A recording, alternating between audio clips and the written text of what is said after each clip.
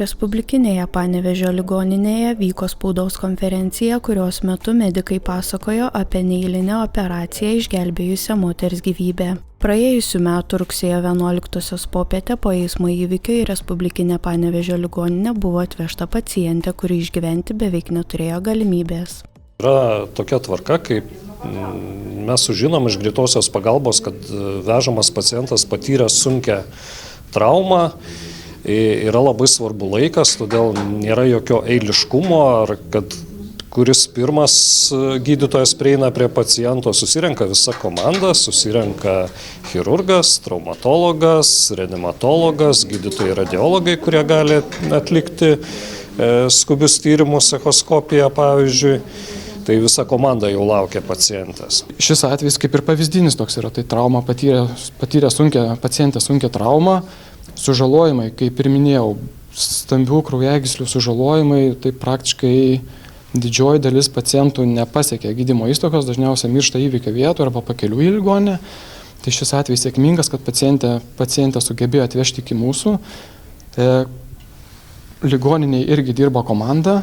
Nėra vieno specialisto, kuris tik priiminėja sprendimus, dirba komanda, priimam sprendimus kartu, labai operatyviai atlikti tyrimai tam, kad diagnozuotumėm visus sužalojimus. Ne kažkokia viena dalis ištirta kūno sritis, bet visas kūnas ištirtas, rasti sužalojimai ir priimti sprendimai, kaip suplanuoti tą gydymą.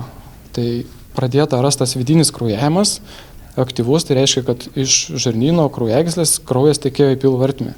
Ir šis kraujavimas praktiškai nėra sustabdomas, kitais būdais tik tai operacija. Jeigu mes turim kažkokią galūnės pažeidimą, tai dabar labai populiaru kalbėti apie turniketus, tai mes uždedam turniketą ir laimim laiko ir galima tą ištyrimą, gydymą pratęsti.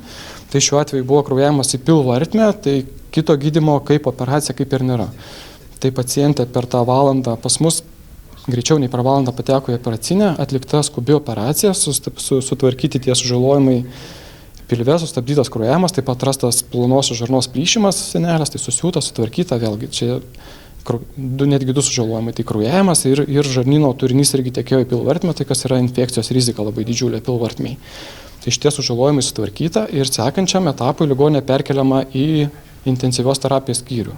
Kol medikai stabdė kraujavimą ir tvarkė pilvo pažeidimus, gydytojas radiologas Andrius Pranculis ruošėsi kitai operacijai – plyšusios aortos likvidavimui, kuriam buvo reikalingas specialus stentas, kuris buvo sėkmingai atvežtas iš Rygos. Vis tiek, kaip sakau, kad pas moteris aorta būna normalaus dydžio, nes jinai nebuvo įsiplėtus. Mes vis tiek visas aortas stentuojam, tai kai būna aortos aneurizmus arba kažkokios disekacijos, bet paprastai tai būna aortos jos didelis.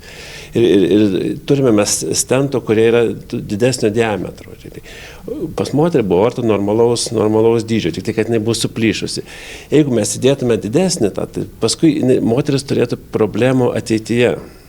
Tai todėl reikėjo optimalaus, tikslaus ir idealiai išmatuoto stento. Dėl to nusprendėm, kad bus daug optimaliau atsivežti tą stentą ir kad būtų galima įdėti, kad moteris ir toliau galėtų sėkmingai, neturėtų jokių problemų dėl to, kad kažkoks ar per neoptimalus įdėta priemonė. Kaip ir kiekviena, kaip ir transplantacijų, kai širdį deda, viskas turi sutapti, viskas turi būti idealu. Taip tas tolimesnis rezultatas, kaip sakyti, žmogui tas sveikatai gali atsiliepti po to. Anot Respublikinės Panevėžio ligoninės vadovo prieš 10 metų tokio sudėtingumo operacija nebūtų pavykusi. Bet šiandien dėja kryptingo darbo galim pasakyti, kad mes esam pasiruošę ir pačiom sunkiausiom operacijom. Spaudos konferencijoje dalyvavo ir pati pacientė, kuri neslėpė džiaugsmo ir dėkingumo Panevėžio ligoninės gydytojams už išgelbėtą gyvybę. Nuostabus jausmas, kadangi tiek medikų dirba, aš pati ne viską atsimenu, ne visai buvau sąmoninga po tiek narkozės. Bet kaip atsigavau, kai papasakojo gydytojai, kas su manimi vyko, tai aš jam labai dėkinga. Palyginus dabar aš jaučiuosi gerai. Vaikščiot galiu kažkiek dirbti, ne viską taip pilnai galiu dirbti, bet galiu, esu, kaip sakyti, darbinga. Pasak pacientės, nuo šiol ji švęs savo antrą gimtadienį, kurį jai padovanojo Respublikinės Panevėžio ligoninės gydytojų komanda.